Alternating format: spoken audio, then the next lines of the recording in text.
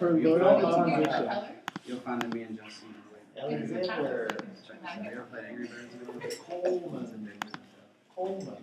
Like when there's not fair. Crowder. Here. Edwards. Evans.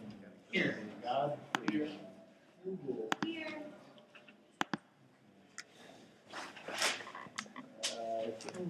There. Leary. Long. Here. Martinez. Martin. Here. Matthias. Donna. Wilkins. And Wilson. Here.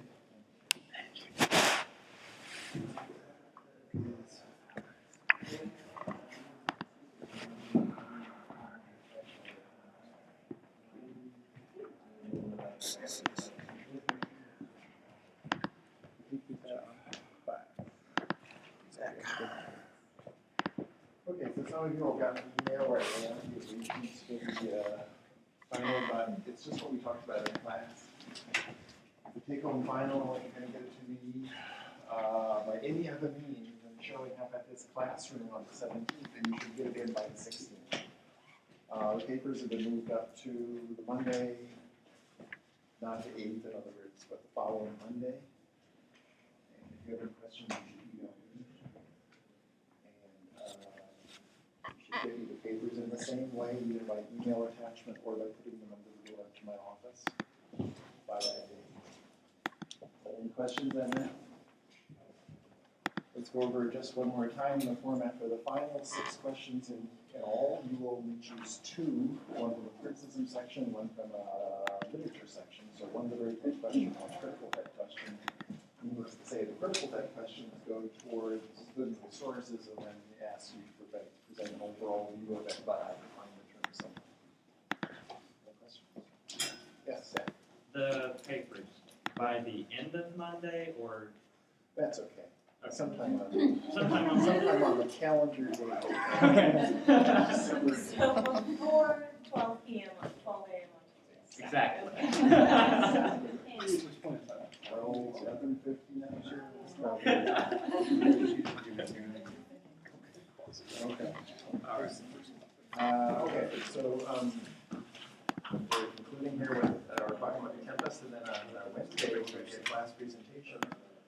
See what Mr. Greenblatt thinks of the play and what our panelists think about Mr. Greenblatt's play. Okay, so as we wind down, any thoughts or questions? Any thoughts or questions on the Tempest? So you remember what I asked you last time? I said last time, let's, as an exercise, let's look at the play through the eyes of someone, and quite legitimately preoccupied with post-colonial issues. And what we saw was, first, that the text answers those concerns very readily. That this is not some sort of illegitimate, merely, or not entirely, from some sort of back formation from our present obsessions. In fact, the issues that post-colonial criticism is most concerned with are actually there right in the text, but of course framed in a different political vocabulary, as you might expect. And then I said, well, having done that, let's think about what the text might have looked like to its original audience, who of course were not in a post-colonial period, but very much in a proto-colonial period. What might their concerns have been? Here, of course, there's a possibility, of course, that when we try this, when we do this, we ruled out the possibility that when we do this, all colonialist questions will simply get backwards. By, take out our new discourse as one and go playing, and suddenly we see that what we were talking about is all wrong, and no, that's not actually the case.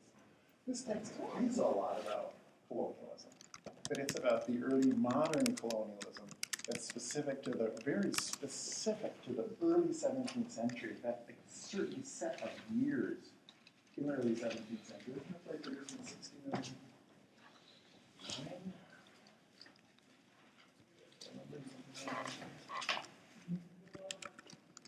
I believe 1610.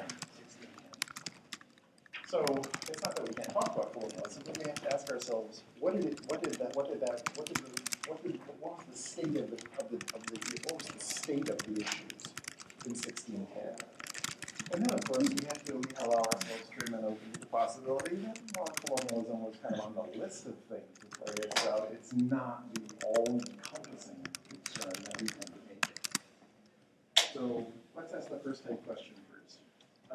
What does it mean in 1610 for this play to reference colonialism? Does anyone know how it did that specifically?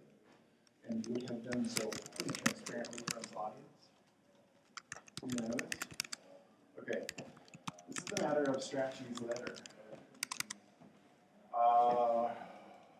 You're in the world, of course, that we're in right now. The colony in Jamestown, I believe, was still in existence, but in its very, very early years. And the joint stock company that was trying to create Endeavor was trying to fund ventures in the New World.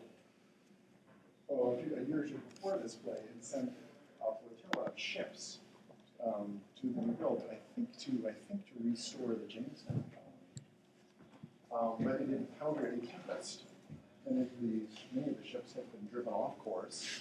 Like all the ships had been driven off course. And some of them came ashore in Bermuda, and some were sunk. I think a good deal of the party was lost. But there was a party of castaways made up of some of the governors who became governors of the colony, and also a great number of people who hoped to prosper there, the commoners who hoped to prosper there. Now, by the way, what kind of person went to the New World? What was in it for them? It was mainly like originally like gentry people who wanted to basically like get their own land and Right, well, except the thing is they weren't gentry. If they had been gentry, they would have had their own land. well, not landed gentry, I guess like gentlemen, and that's why they kind of failed in the beginning. Exactly. Non-landed gentry, would-be gentry. Yeah, some folks who were better born and had titles, but of course, as we've seen in other plays, the common aspiration is not only to rise up in social status, but to get what really, really counts in the period, and that is land. But of course, in England, the land was pre-owned by powerful figures. Some of them aristocrats, some of them members of the landed gentry. And then just sort of boom, this new vista opens up on the other side of the Atlantic Ocean. Of course, it's hard to get to, it's not very well understood, it's not very well known. It's becoming increasingly clear that conditions are arduous over there. For the most part, anyone who has any real standing or resources in early modern society is not very much interested in what's going on over on the eastern seaboard of the Americas. It's hard for that colony to attract venture capital. It's well understood that those who have put up that capital are risking it, just like with Tony, well, not like in Tony's immersion, are engaged in a very risky business. But, as you say, it attracts a certain element. Men of some standing who want the land to go with what they've got. And then farther down the social scale, people who have not so much standing, but see the New World as an opportunity for them to make a lot of, to plug in to an unexplored domain where they can become the lords that, of course, they all secretly wish they could be. With that goes the assumption that when you're a lord, you won't be working too hard, because they already knew from their own society that the laboring classes worked to support the upper classes, particularly the aristocrats. So when they hoped for some kind of aristocratic or quasi-aristocratic status in the New World, what they wanted were, tacitly, people who would labor for them. So that produced a whole set of fairly predictable problems and developments. One of the problems was that it turns out that to survive on the very fringe of a wild continent with more or less hostile inhabitants is a lot of work, because you don't know the farming, you can't plug into any. All England's resources are far, far away across the ocean and get to you only intermittently. It requires real grit, you know, a willingness to suffer,